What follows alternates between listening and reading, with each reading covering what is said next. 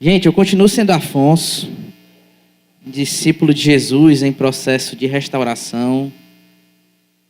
Estou com um desafio hoje gigante, viu? Desafio que chegou aí nos 45, mas creio que Deus vai falar com a gente hoje. A gente está vivendo uma série aqui no Radical chamada Contrapondo. A gente tem falado sobre alguns temas polêmicos à luz da Bíblia. A gente teve um tempo muito massa com o Rafilski de ministração. A gente teve um intervalo aí de um domingo. Mas hoje a gente também vai falar sobre um tema importante, relevante, que talvez a gente escuta falar pouco, mas que eu acredito que Deus se importa muito com esse tema, certo? A gente vai falar sobre o tema de aborto, tema polêmico, um tema que eu sei que quando vocês escutam essas palavras, alguns já ficam atentos, outros não. Mas, como eu disse, um tema que eu acho importante, certo? E a gente tem baseado essa série num livro chamado Contra a Cultura. Esse livrinho aqui, ó, muito bom. Livrinho que a leitura é fácil, apesar dos temas serem bem complicados, certo? E se você quer aprofundar nesse tema, ou quer aprofundar em outros temas, como racismo, imigração, o evangelho em si, como o evangelho alcança esses assuntos, eu recomendo que você leia esse livro, certo? E aí eu queria te convidar nesse momento para que a gente pudesse orar diante daquilo que Deus vai falar com a gente hoje. Então, curva a sua cabeça aí, para que a gente tenha um momento de oração, certo? Senhor Deus, obrigado, Paizinho. Obrigado por mais um dia. Obrigado porque o Senhor é o autor da vida. Obrigado por trazer cada um de nós, Pai, a esse lugar, a esse ambiente, onde a gente pode se reunir com outras pessoas, Pai, para louvar e engrandecer o Teu nome, Pai. Senhor, eu sei que o Senhor está para além desse local, o Senhor está em todos os locais, o Senhor está atuando constantemente, Pai, na vida de pessoas. Mas, Paizinho, eu quero reconhecer o privilégio gigante que é participar do Teu corpo, Pai, que é fazer parte da Tua noiva, Senhor. É um privilégio gigante estar aqui, Pai. E é importante, como a Arina falou, a gente entender o porquê estamos aqui, Senhor. Que no momento de oração a gente possa orar, Senhor, colocando o nosso coração diante de Ti. Que no momento de louvor, Pai, a gente possa Te adorar, a gente possa engrandecer o Teu nome, Pai. Entendendo que somos chamados a uma vida de glorificar a Ti, Senhor. E, Paizinho, continua ministrando no nosso coração, assim como o Senhor já tem feito, Pai. Que a palavra de hoje, ela possa nos trazer, Senhor, desafios, que ela possa nos trazer incômodo, Pai. Que ela possa nos trazer, Senhor, uma perspectiva daquilo que o Senhor quer fazer através de nós, como instrumentos Teu, Paizinho. Ilumina, Senhor, cada pessoa que está aqui. Traz entendimento, Pai.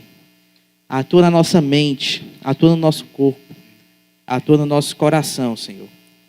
Atua de forma, Pai, que a gente saia daqui, Senhor, dispostos a mudar, dispostos a, Senhor, fazer maravilhas em Teu nome, Pai. Que a gente saia daqui, Senhor, olhando para um copo de água, Senhor, e sabendo que beber esse copo de água é uma forma de Te glorificar, Pai. Que o Senhor possa estar visível a nossos olhos em cada atitude, em cada pensamento, em qualquer coisa, Pai, que a gente vai fazer. É por isso que eu Te oro, é por isso que eu Te agradeço. Continua conosco, no nome do Teu Santo e Filho amado Jesus Cristo. Amém, amém e amém. Som, show. Pessoal, eu acredito que boa parte de vocês, quando olha para esse tema, deve pensar assim: rapaz, esse não é um tema que me interessa não, esse não é um tema que... Enfim, eu não preciso saber. Mas outra parte, eu acredito que a galera mais velha, quando olha para esse tema, fica mais curioso. Rapaz, é um tema aí que eu já escutei alguém falar sobre, já escutei alguma opinião acadêmica. Enfim, a gente tem esses dois públicos aqui, certo? E esse é um tema que, de modo implícito, ou seja, de modo invisível, tem entrado em nossas vidas. é um tema que tem ficado cada vez mais constante aos nossos olhos, mesmo que a gente não perceba. Eu acredito que se torna cada vez mais urgente que nós, o corpo de Cristo, pessoas que acreditam em Jesus, que se converteram, que acreditam na palavra de Deus, precisam falar sobre, entender sobre.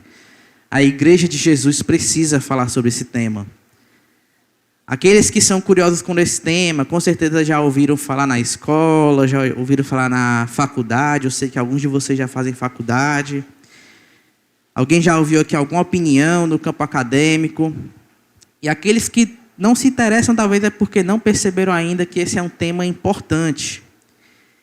Mas eu acredito que esse é um dos temas que vai ser mais latente nos próximos anos da gente como país. Eu acredito que esse é um tema que vai entrar em debate político, vai entrar em debate em relação à igreja, em relação à sociedade, enfim.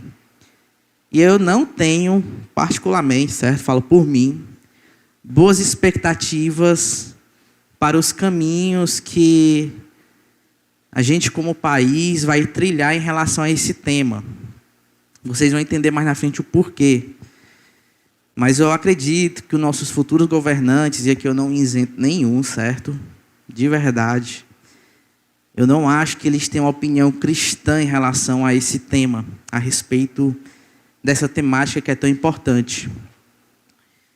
Mas eu acredito que várias coisas que estão ao nosso redor, a gente não deve depositar esperança nos políticos, a gente não deve depositar esperança no governo. Eu acho que em várias situações, em vários ambientes, quem faz diferença é a igreja de Cristo, certo? A igreja de Jesus tem o poder de chegar em locais onde o governo não chega. A igreja de Jesus tem o poder e o chamado a atuar em situações onde ninguém olha. A gente tem esse chamado. E por a gente ter esse chamado, eu acredito que essa é uma das pautas mais importantes que a gente vai ter para os próximos anos. Porque quando eu olho para esse tema, e de verdade, como eu falei para vocês, eu peguei o tema assim nos 45 do segundo tempo, certo? Mas eu já estava lendo sobre esse tema e mesmo assim não foi uma temática fácil de escrever, de meditar, para trazer para vocês, certo? Porque quando eu olho para a palavra aborto, como cristão, acredito que milhares de vidas são ceifadas todos os dias. Apesar da Bíblia não falar diretamente sobre aborto, ela não fala essa palavra diretamente, ela fala sobre vida. Ela fala sobre quem dá essa vida e ela fala sobre quem tira essa vida. Então não se engane, certo? Como cristãos, somos chamados a ter uma posição fiel ao texto bíblico, ao que ele está dizendo, ao que o Senhor escreveu e deixou na sua palavra. Eu não sei se vocês sabiam, e esse foi um dado que eu peguei do livro de 2017, mas ao longo dos últimos anos ocorreram 42 milhões de abortos ao redor do mundo. Esse número é muito grande, gente. Só para vocês terem uma base mais ou menos, a Argentina hoje tem 48 milhões de pessoas. Essa é a população da Argentina. Então, você pegar o número de abortos que aconteceram ao longo dos últimos anos e pegar a população da Argentina, você consegue aí medir o quão grande é esse número, certo? Para vocês terem ideia, cerca de 115 mil abortos acontecem todos os dias. 115 mil abortos são praticados todos os dias. E aí, para vocês também fazerem um comparativo, isso é a nível mundial, certo? Mas para vocês fazerem um comparativo, nasce uma média de 8 mil crianças por dia no Brasil. E o Brasil é um país populoso, então faz uma comparação aí e vê o quão alarmante é esse número. E aqui eu poderia trazer milhares de estatísticas pesadas sobre o tema, como a depressão de mães pós-aborto, pessoas que se arrependem de cometer e aí não tem como voltar atrás porque essa vida já foi ceifada. Eu poderia trazer estatísticas sobre como a taxa de aborto aumenta em países que legalizam o aborto. Mas, de verdade, quando estava escrevendo essas estatísticas, e hoje de manhã eu estava no aniversário da minha sobrinha de 6 anos, eu da Vitória, minha esposa, e vendo aquelas crianças correndo e tal, eu falei assim, meu irmão, eu não vou conseguir entrar nessas estatísticas e digerir. Mas, uma pesquisa rápida no Google, vocês vão perceber como esses números são gritantes. E eu ainda vou entrar no texto bíblico, mas eu já quero deixar claro para vocês que eu acredito demais que é incoerente você ser cristão e ser a favor do aborto. Essa é uma posição nossa como Igreja Batista Central de Fortaleza. E aqui a gente precisa deixar o eufemismo de lado, de que esvaziar o útero, é interromper uma gravidez. Eu dou um nome para isso, certo? É matar um ser humano. Para mim, aborto é matar um ser humano. E eu poderia aqui também aprofundar nas terríveis técnicas que existem para que isso possa acontecer. De acordo com as semanas, você vai vendo que as práticas são bem piores para remover a criança de dentro do ventre da mãe. Mas eu não consigo entrar nessas estatísticas, gente, de verdade. Como eu falei para vocês, eu não tenho boas expectativas em relação a esse tema e como a gente vai caminhar como país a respeito do debate das decisões sobre isso, porque eu acho que os nossos governantes eles não vão tomar muito tempo para legalizar o aborto, certo? E aqui eu não estou falando de governante que é de esquerda, governante é de direita. Como eu já disse, eu não acredito hoje que existe governantes com a posição cristã, com a posição ortodoxa. A gente tem países ao nosso redor que já legalizaram. Então, infelizmente, eu acho que não vai levar muito tempo para chegar até aqui. Mas como eu disse para vocês, a Bíblia não fala diretamente sobre a palavra aborto. Mas ela fala sobre a relação de Deus com aqueles que ainda não nasceram. E aí eu queria que vocês abrissem comigo no Salmo 139. A gente vai ler um trechinho, mas que para mim é um dos textos mais lindos que tem na Bíblia. Salmo 139, do versículo 13 ao 16, certo?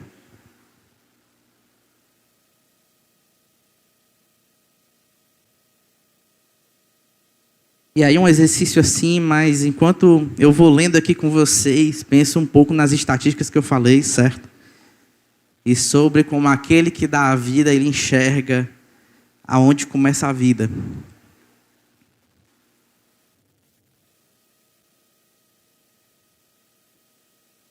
Estou vendo que a galera já abriu, então eu vou começar a leitura aqui e aí vocês vão me acompanhando, certo? Mas diz assim o salmista, do versículo 13, tá bom?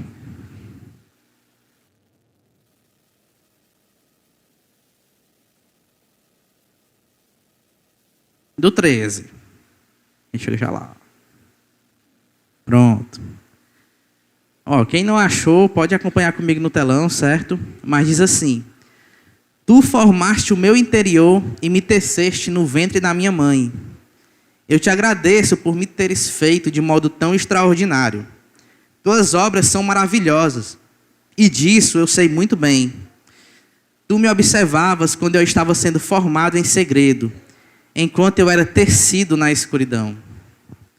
Tu me viste quando eu ainda estava no ventre. Cada dia da minha vida estava registrada em teu livro. Eu acho que a gente poderia parar aqui. O texto ele já é bem claro que antes mesmo de cada um de nós nascer, na concepção, Deus já tinha nos criado. Ele já enxergava a vida em nós. E que Ele trilhou cada dia da nossa vida.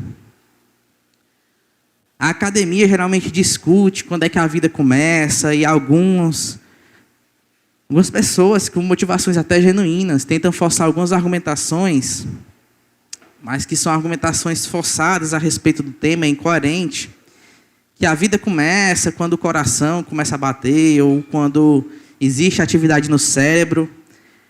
Mas a Bíblia já dá um parâmetro claro para nós. A vida começa na concepção. É isso que está no texto do Salmo 139. E mesmo assim, eu gostaria de assistir um vídeo com vocês de um advogado famoso nos Estados Unidos, que é conhecido por dar palestras, ele é contra o aborto. E nesse vídeo ele passa por um pequeno debate a respeito do tema, certo? E eu queria assistir esse vídeo com vocês. Pode passar o vídeo.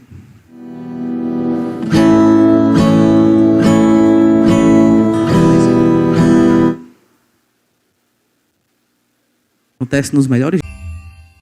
So, my question was about abortion, and I just wanted to know, why exactly do you think a first trimester fetus has moral value? Okay, so a first trimester fetus has moral value because whether you consider it a potential human life or a full-on human life, it has more value than just a cluster of cells. If left to its natural processes, it will grow into a baby. So the real question is, where do you draw the line? So you're going to draw the line at the heartbeat, because it's very hard to draw the line at the heartbeat. There are people who are adults who are alive because of a pacemaker. They need some sort of outside force generating their heartbeat. Okay, are you going to do it based on brain function? Okay, well, what about people who are in a coma? Should we just kill them? Right? The problem is, anytime you draw any line other than the inception of the child, you end up drawing a false line that can also be applied to people who are adults. So either human life has intrinsic value or it doesn't. I think we both agree that adult human life has intrinsic value. Can we start from that premise? I believe that sentience is what gives something moral value, not necessarily being a human alone. Okay, because, when you're asleep, can I stab you? I'm still considered sentient when I'm asleep. Okay, if you are in a coma from which you may awake, can I stab you? Well then, no. I guess not. I mean, I'm glad you answered that, because I have no interest in actually murdering you. But that's still potential sentience, and it's still a potential. I agree. It is potential sentience. You know what else is potential sentience? Being a fetus. The issue with that.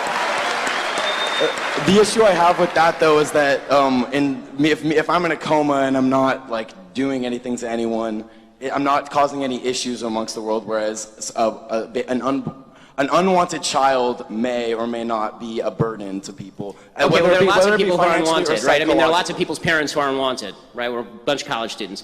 The problem is that now you're shifting the argument, right? Before you were making the argument based on the intrinsic value of a life based on sentience, and now you're talking about the level of burden that somebody presents as a separate moral argument. Okay, I don't believe that you being a burden on somebody is justification for them killing you, as a general rule. I'll leave it at that, but I appreciate you and thank you. No, thanks. Eu só quis trazer esse vídeo para vocês, para mostrar um pouco de como vai para além do debate, mas para nós cristãos é muito claro, certo? A vida ela começa na concepção. Então, temos um chamado a defender a vida, e a vida começa na concepção, ou seja, desde o ventre já temos um chamado a defender a vida daquele ser indefeso, que não pode, enfim, escolher se vai nascer ou não. Outro mandamento importante, então, a gente tem que ter em nossa vista, se entendemos que a vida começa na concepção, é o que está escrito em Êxodo 21. E aí você não precisa abrir, mas simplesmente não matarás. Então, entendendo que a vida começa na concepção, a gente tem um chamado a preservar a vida. É muito claro entender que qualquer atitude de aborto é uma rebeldia contra o nosso Criador. Somos chamados, como cristãos, a defender a vida. Desde o ser humano mais indefeso, que está no ventre da mãe, como aquele que cometeu uma atitude terrível em nossa sociedade. E é por que eu falo isso? Vocês vão entender mais na frente, nas aplicações. Mas existem muitos cristãos que levantam a bandeira de ser contra o aborto, que levantam a bandeira de que o aborto é um absurdo, mas que também levantam a boca, levantam sua opinião para dizer que bandido bom é bandido morto. E eu não acredito nisso. Eu acredito que bandido bom é bandido restaurado, é bandido resgatado. É bandido que conhece a Jesus e se arrepende. E diante disso, ele entrega a vida a Jesus. E a sua mente, o seu coração e as suas atitudes passam a glorificar a Deus. Então, a gente tem um debate aqui muito claro que somos chamados a defender a vida. Do ser indefeso que está no ventre e daquele também que não é mais assistido, aquele também que não tem mais ou não enxerga mais uma saída para o crime ou pecado terrível que ele cometeu, certo? E em nome de Jesus, não pegue o que eu estou falando aqui e tente encaixar em alguma posição política. Eu já falei várias vezes que eu não vejo um futuro favorável, certo? Porque eu não acredito na maioria dos candidatos hoje, principalmente os que estão no holofote, seja de esquerda ou de direita, porque eu acredito que de alguma forma eles vão contra esse mandamento de preservar a vida. E aí eu queria trazer 2 aplicações para vocês em relação a tudo isso. Eu já falei aqui, mas vale ressaltar é que a vida ela começa na concepção, no ventre. E a gente deve lutar pela vida dos bebês indefesos. E isso pode parecer hoje uma coisa fácil, pode parecer uma coisa simples de se fazer, mas a gente vai ver um vídeo já já de um pastor conhecidíssimo que já foi preso por simplesmente ser contra o aborto num país onde já foi legalizado o aborto. E a outra coisa é que ser a favor do aborto é tão errado quanto achar que bandido bom é bandido morto. Porque as 2 opiniões vão contra a vida. Então, se você acha uma coisa coerente, mas a outra correta, eu acredito que você tem que se examinar diante do texto bíblico, diante do que está escrito. Então, esse é um exercício que cada um de nós devemos fazer. E aí eu quero também trazer 2 perguntas e responder com vocês. Depois a gente vai assistir um vídeo, certo? A gente vai orar aqui para o final, a gente não vai se estender muito hoje. Mas a primeira é, devemos nos posicionar como diante do aborto? Como o cristão deve se posicionar? E eu acredito que a gente deve se posicionar, deve dedicar tempo, a gente deve dedicar esforço, leitura e meditação sobre o tema. Sabendo que a gente está indo contra a cultura de fato, certo? E aqui eu não estou dizendo que cultura é ruim. Eu acredito demais na cultura e no resgate da cultura. Eu acredito que, inclusive, a estética que é cultural e que isso faz muito sentido, certo? Mas a gente tem um chamado a ir contra a opinião que talvez, eu acredito que hoje ainda não é, mas que um dia vai ser a maioria. Vai ser a favor do aborto. E essa não vai ser uma posição fácil, não vai ser uma posição fácil de se defender. Conheço vários profissionais que lidam diretamente com o assunto, que são cristãos, e que diante da sua profissão hoje eles buscam glorificar a Deus, e por conta disso eles são rechaçados, eles são ignorados pela academia, eles são ridicularizados por muitos. Então essa não é uma posição fácil. Mas como eu já disse várias vezes aqui, ser cristão não é fácil. Não ache que ser cristão é ter uma vida boa, uma vida onde tudo vai dar certo, não. Ser cristão é ter um chamado de renunciar a si mesmo, renunciar às suas vontades. É ter um chamado a falar sobre Ele, tempo fora de tempo, em qualquer oportunidade que a gente tenha. As respostas, como eu já disse, nem sempre vão ser agradáveis, mas que a gente busque a verdade de Deus e não o amor do mundo. Levem isso para vocês, certo? Que a gente sempre busque a verdade de Deus e não o amor do mundo. E a segunda pergunta é: existe perdão para aqueles que já cometeram aborto? Sim, existe. Vocês não vão escutar isso só de mim, mas de qualquer pessoa que vem aqui, que o preço que Cristo pagou na cruz é capaz de nos redimir de qualquer pecado, de qualquer falha que a gente venha a cometer. Eu sei que hoje eu falei muito para cristãos, certo? Chamei vocês a uma posição, falei como a gente deve se posicionar diante de debates, mas esse sangue que foi derramado na cruz, ele nos liberta de pecados, ele nos salva de pecados, e não somente do aborto, certo? Mas de qualquer pecado que a gente venha a cometer. E mais do que isso, somos chamados a ser um povo que acolhe, um povo que ama, um povo que serve. E pode ser que em determinado momento da vida de vocês se deparem com alguém que já cometeu, não só aborto, mas qualquer outro pecado. Que o seu chamado diante dessa pessoa é o de acolher, é o de amar, o de proclamar Jesus e dizer: existe uma salvação. E essa salvação está em Cristo Jesus. Somos salvos e libertos pela nossa fé em Cristo Jesus. E essa fé ela é evidenciada quando existe uma mudança de mente, de atitude e de coração. Mente na nossa forma de pensar sobre o pecado. Atitude na nossa forma de lutar contra o pecado. E coração na nossa forma de saber que o pecado é terrível. Que ele não causa um mal somente a mim, mas ao próximo, a Deus. E é por isso que devemos combater. Eu gostaria de assistir um último vídeo com vocês e fazer uma última reflexão, certo? A gente vai falar um pouco sobre esse vídeo. Vamos fazer uma aplicação e depois eu vou orar com vocês, tá bom? Esse vídeo é de um pastor dos Estados Unidos, conhecidíssimo, acredito que muitos de vocês conhecem, que já foi preso por ser contra o aborto, certo?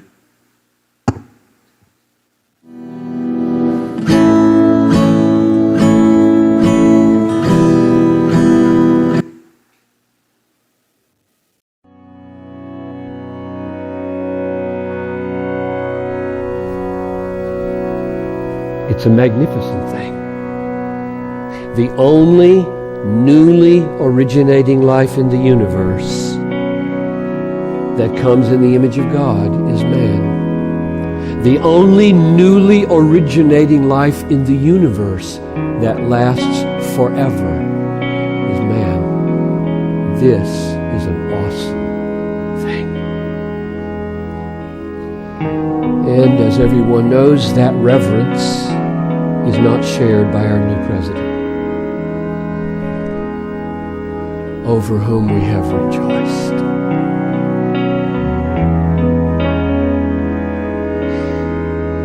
He is trapped and blind in a culture of deceit.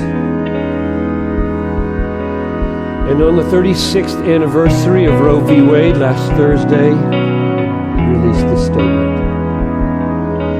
We are reminded that this decision not only protects women's health and reproductive freedom, but stands for a broader principle that government should not intrude on our most private family matters. To which I say, no, Mr. President. You are not protecting women. You are authorizing the destruction of 500,000 little women every year. No, Mr. President, you are not protecting reproductive freedom. You are authorizing the destruction of freedom for 1 million little human beings every year. No, Mr. President, killing our children is killing our children, no matter how many times you say it is a private family matter. You may say it is a private family matter over and over and over, and still they are dead. And we killed them, and you would have it remain legal. Mr. President, some of us wept for joy at your emergence.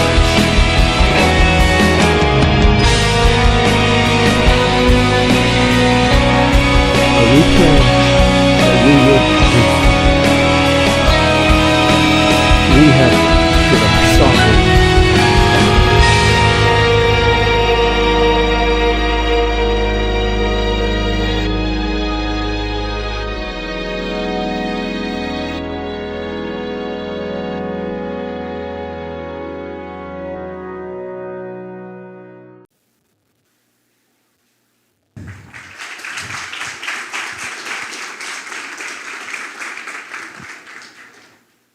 Essa foi uma carta do John Piper, certo?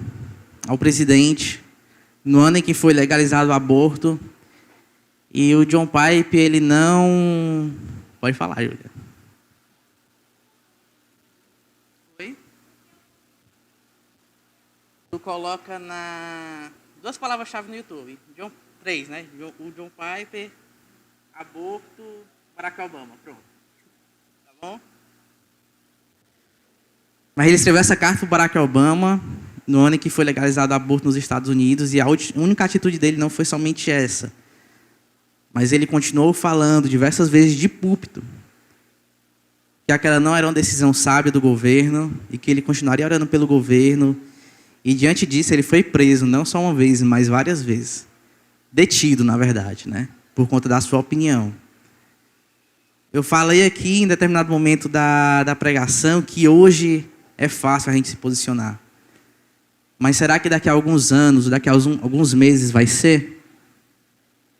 Será que a gente vai ter essa liberdade de estar num ambiente como esse, falando sobre vidas que estão no ventre das mães? Vidas que Deus criou e que existem desde a concepção? A gente deve honrar a Deus diante das nossas atitudes, diante das nossas decisões. E eu acredito que, diante dessa causa social, certo? Entre várias que a gente é chamado como cristãos a se posicionar, a esperança não está no governo, a esperança está em nós.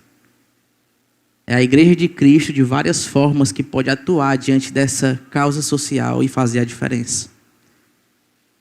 E eu queria te convidar mais uma vez a curvar sua cabeça e colocar diante de Deus essa questão.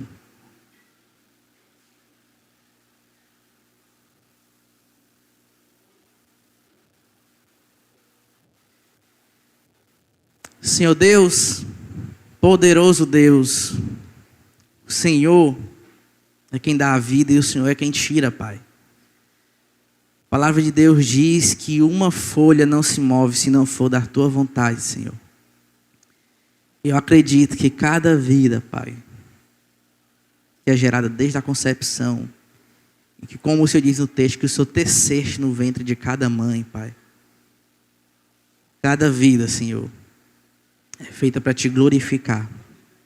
É feita com um propósito Teu, Pai. É maravilhoso ver o caminho que cada um de nós trilhamos, Pai, ao longo da nossa história. E perceber que existem vidas que não puderam ter o mesmo privilégio que o nosso. O de nascer, o de seguir a ordem natural das coisas, Senhor. E diante dessa causa, Pai, assim como eu já falei anteriormente, eu peço que o Senhor mexa com o nosso coração, mexa com a nossa mente, Pai. E nos faz ter uma opinião, uma posição, uma atitude bíblica, ortodoxa. Uma atitude, Senhor, que Te glorifica. E diante não só dessa causa social, mas de tantas outras, Paizinho, que existem ao nosso redor. A defesa da vida não se limita somente ao aborto, Senhor. Mas ela vai para além, para aqueles que são marginalizados, aqueles que são oprimidos, aqueles que são desassistidos pela sociedade, Pai. E como eu já falei, Senhor, e livra meu coração de ser assim, Pai. É tão terrível dizer que bandido bom é bandido morto, quanto é tão terrível ser a favor do aborto, Pai.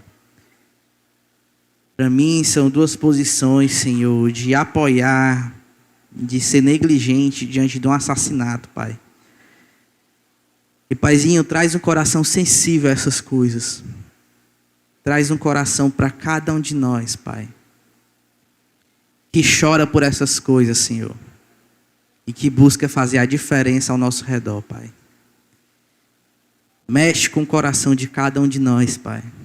Nos faz meditar sobre esse tema, nos faz olhar para essas questões, Senhor, e dizer: eis-me aqui como instrumento Teu, Pai. Nos faz ser sensíveis a essas causas. Nos faz ter um coração, Senhor, alinhado à Tua vontade, Pai, para agir diante dessas causas, Pai. E se foi a gente, Senhor, que cometeu aborto, se foi a gente que cometeu algum pecado, Pai, eu sei que o Senhor é capaz de perdoar. Eu sei que o Senhor é capaz de nos redimir. O Senhor já fez algo maravilhoso por nós naquela cruz, Pai. E não tira isso da nossa visão, Senhor. Não tira, Pai. Que a gente, dia após dia, diante das nossas lutas, diante dos nossos pecados, a gente possa olhar para Ti, Senhor, e pedir perdão. E saber que o Senhor é Senhor de fato, mas que o Senhor também é Pai. Um Pai que tem um colo, um Pai que tem um abraço, um Pai que tem uma posição onde a gente pode se aliviar, onde a gente pode ser confortado, Senhor. E diante dos desafios que vão vir, Pai, ao longo dos anos, traz coragem.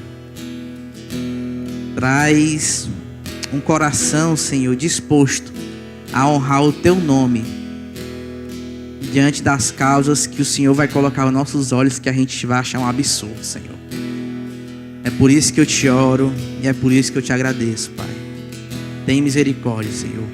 Em nome do Teu santo e filho amado Jesus Cristo. Amém.